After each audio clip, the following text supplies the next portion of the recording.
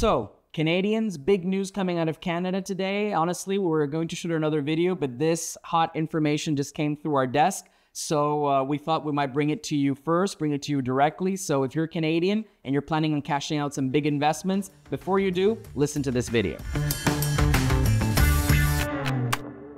My name is Javier Correa, and I'm a research and development associate here at Nomad Capitalist, where we help 7- and 8-figure entrepreneurs and investors go overseas, minimize their taxes, and improve their lifestyles overall. So today I would like to share some big news that is coming out of Canada, and it mainly impacts the crypto guys, the stock guys, some real estate guys. So anyone who basically does investment in the hope of having their assets appreciate and then sell them later on for a gain. So basically, if you fall into that category and you're a Canadian tax resident, please stay tuned to the second part of this video. Basically, what is going on? The way taxes work in Canada as of now is that when it comes to capital gains, there is a slight preferential treatment. So just like Americans get preferential rates for long-term capital gains, Canadians get an amount exclusion, meaning that under current law, if a Canadian realizes $1 million in gains, only 50% of those gains are actually taxable income, which is included in the Canadian's tax return and then taxed at ordinary rates. So the US gives you a preferential rate. Canada does not give you a preferential rate, but allows you to exclude a percentage of the gain, which is not taxable income. So far, so good. So why are we making this video, and why are there developments coming out of Canada as of now? So under the new budget that has been proposed by the Canadian government, there is an increase in the inclusion amount of the capital gain. So let me say that again, an increase in the inclusion amount.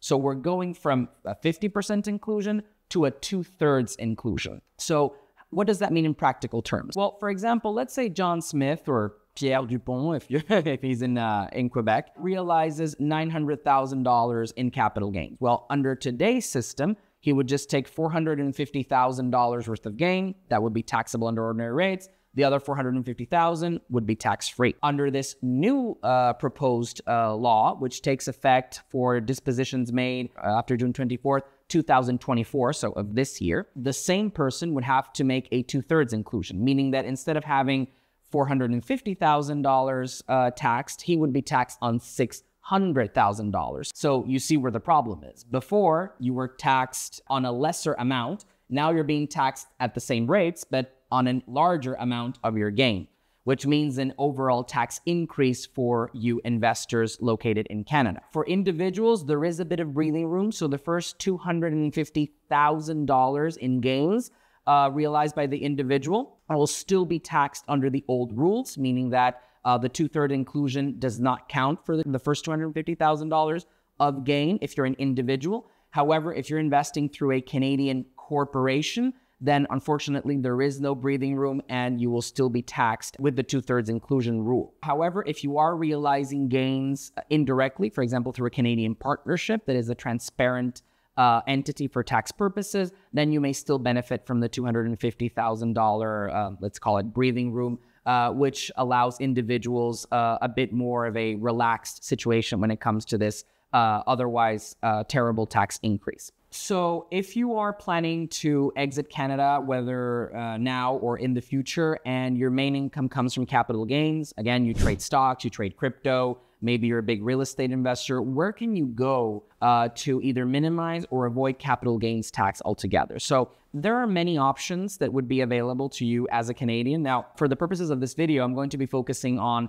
places that are tax-friendly. I'm not going to be diving too deep into the immigration side of it, but know that you have to always combine a holistic plan that includes both immigration and tax, and that's why a company like Nomad Capitalist can come in and definitely help you cover both fronts. So regarding tax, first option would be the United Arab Emirates. If you're a Canadian citizen and you deregister and you follow all of the correct procedures and you are a Canadian tax non-resident, then you may move to Dubai. Any one of the Emirates does not charge a personal capital gains tax, meaning you can obviously sell your stocks, sell your crypto, realize huge gains, and those gains will be completely for you, 100% tax-free. Option number 2, you can go to the Caribbean. We have options like the Bahamas or the Cayman Islands that are pretty interesting. In all of the 3 cases I just mentioned, you may obtain residence through real estate investments. So if you're looking to, buy a property in the new location where you will be living, You can get a golden visa in Dubai, through a real estate investment. The Bahamas or the Cayman Islands have similar programs.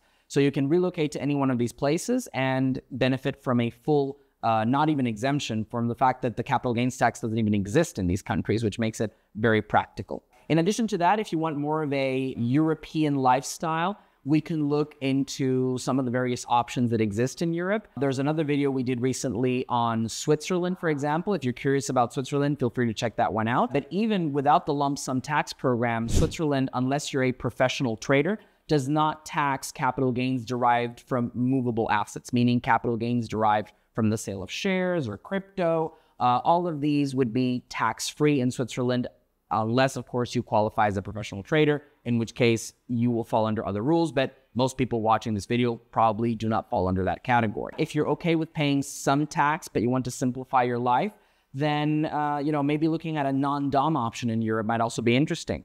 Ireland, Cyprus, Malta, all of these countries that I've just mentioned have non-domicile tax regimes, which would allow you to cash out capital gains and potentially either pay very low tax on them or not pay tax at all, depending on whether you remit the income to the various countries in which you would be a non-dom tax resident, and depending on the individual rates inside of each one of those countries. If you're going to be deriving income mainly from capital gains, I would mainly focus on Malta, as Malta does not tax capital gains, even if remitted to the island.